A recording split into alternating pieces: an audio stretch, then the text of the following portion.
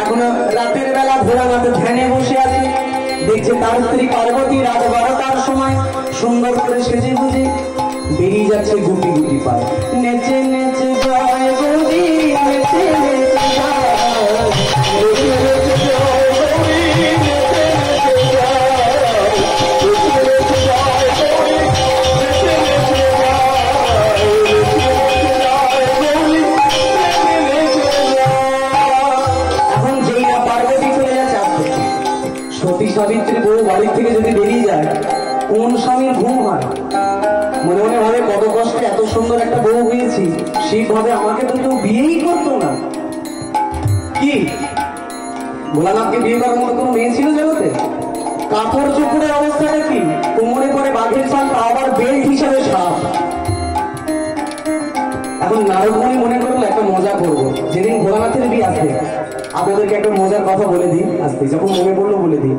আজকে ফাল্গুন মাসের শেষ দিন, সনাতন বৈষ্ণব পরম্পরা অনুসারে ফাল্গুন মাসের আজকে শেষ তারিখ।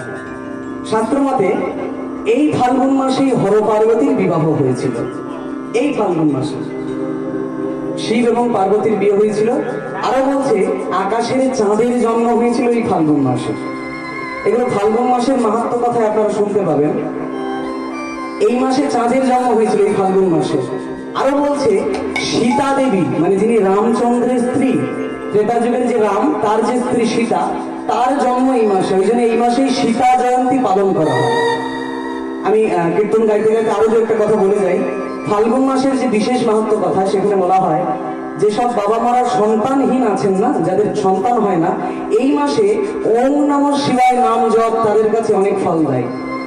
খুব অবিলম্বে তারা সন্তান কামনার জন্য যারা প্রার্থনা করছেন, সন্তান তাদের প্রাপ্তি হয়। শাস্ত্রী বর্ণনা করছে এই ফাল্গুন মাসের ব্রত কথার মাহাত্ম্য শুনলে। এবং এই মাসটা সম্পূর্ণরূপে আমাদের শ্রী ভগবান কৃষ্ণ আর শ্রী ভোলানাথ এই দুজনকে সমর্পণ করা হয়েছে।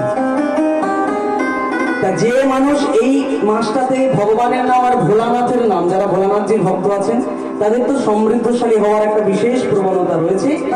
আর ভগবানের নাম অবিরত গাইতে থাকতে হবে এই ফাল্গুন মাসে। বিশেষ কথা আরো একটা কথা বলি, এই ফাল্গুন মাসে রাধা মাধবের বিবাহ হয়েছিল ভান্ডির বনে। বৃন্দাবনে যারা গেছেন জানবেন, বৃন্দাবনে একটা ভান্ডির বন বলে জায়গা আছে। চতুর্মুখী ব্রহ্মা সেই ভান্ডির বনে রাধা মাধবকে বিবাহ দিয়েছিলেন, বিবাহের পৌরোহিত্য করেছিলেন। সব ঘটনা ঘটেছিল এই ফাল্গুন মাসে। তাই এই ফাল্গুন মাসে হরিনাম করার যে বিশেষ মাহাত্ম্য আপনারা শুনছেন, আপনারা কত ভাগ্যবান। আর আমি যে ফাল্গুন মাসের একবারে শেষ দিনে এসে এমন ভাবে হরিনাম করবার সুযোগ পাচ্ছি, আমি অনেক ভাগ্যবান। তাই শাস্ত্রে কত সুন্দর বলা হয়েছিল, বড়ে ভাগ্য পায় ভাই ये साधु संगा दिन कर्म यूही भंगा। অনেকে ভাগ্য করে এমন সাধু সঙ্গের সুযোগ পেয়েছো, খেলায় যেন হারিয়ে ফেলো না। ভোলানাথ দেখতে পাচ্ছে তার স্ত্রী গভীর রাতে চলে যাচ্ছে। ও পার্বতী কোথায় যাচ্ছ?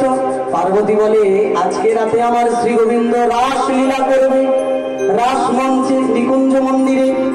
সেই রাসলীলা আমি দেখতে যাচ্ছি।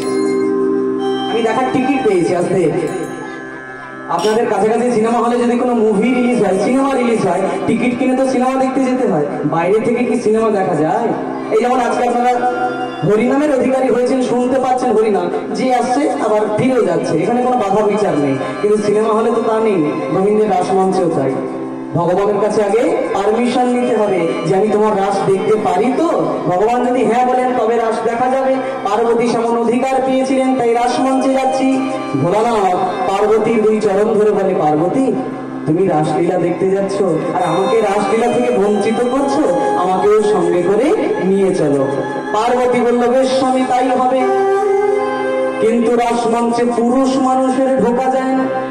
কেন? জগতে পুরুষ একমাত্র গোবিন্দ। তাহলে আমি যাব কিভাবে? তোমাকে আমি নিয়ে যাব আমার মতো করে, গোপীর মতো সাজিয়ে, মেয়েদের মতো করে সাজিয়ে, ভোলানাথকে সুন্দর করে সাজিয়ে। আর পার্বতী আর ভোলানাথ দুই স্বামী স্ত্রী আজকে রাসমঞ্চ দেখতে যাচ্ছে। ওম নমঃ শিবায়,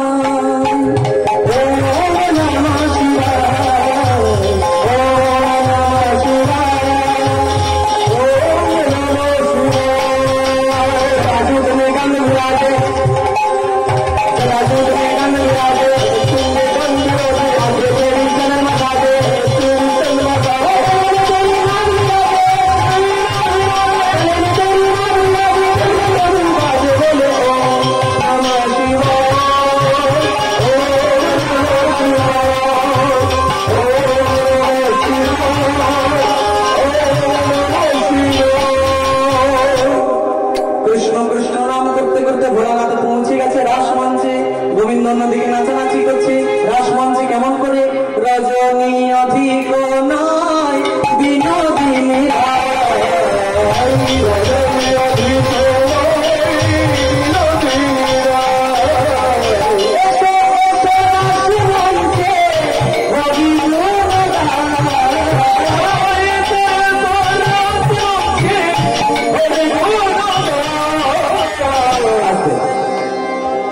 আমাকে মানে শারীরিক এবং মানসিক ভাবে দেখতে একটা পুরুষের মতো তো, তাই তো? আমাকে দেখতে পুরুষের মতো, আমি যদি একটা মেয়েদের মতো রূপ ধরে বাইরে যাই, লোকে আমাকে চিনতে পারবে?